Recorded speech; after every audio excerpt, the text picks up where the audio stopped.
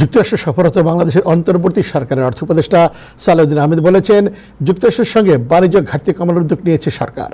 সোমবার সকালে US chamber of commerce একটি গুরুত্বপূর্ণ বৈঠকে তিনি একথা বলেন।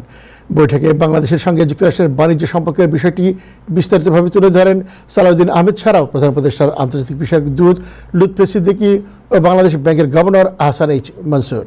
তারা বলেন, বাংলাদেশের অন্তর্বর্তীকালীন সরকার একটা ভঙ্গুর অর্থনীতি পেয়েছিল। মাত্র এক বছরের মধ্যে সেখান থেকে দেশ ঘুরে দাঁড়িয়েছে। রিজার্ভ, বন্দর ব্যবস্থাপনা থেকে শুরু করে সবকিছুর অবস্থা এখন সন্তোষজনক। ব্যাংক ও আর্থিক সেক্টরে রিফর্মের কাজ জোরে সোরে চলছে। রেভিনিউ খাতে সংস্কার চলছে। ইতিমধ্যে যুক্তরাষ্ট্রের সঙ্গে বাণিজ্য ঘাটতি কমানোর দৃশ্যমান উদ্যোগ নিয়েছে Bangladesh.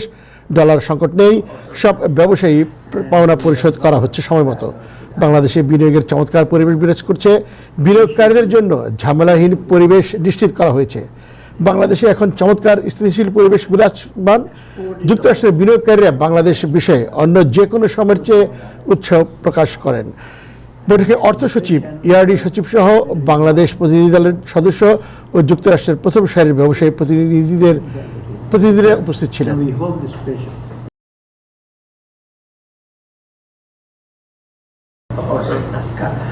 And we had a lot of dialogues with IMF, the government, the initiative, and we took the bold step.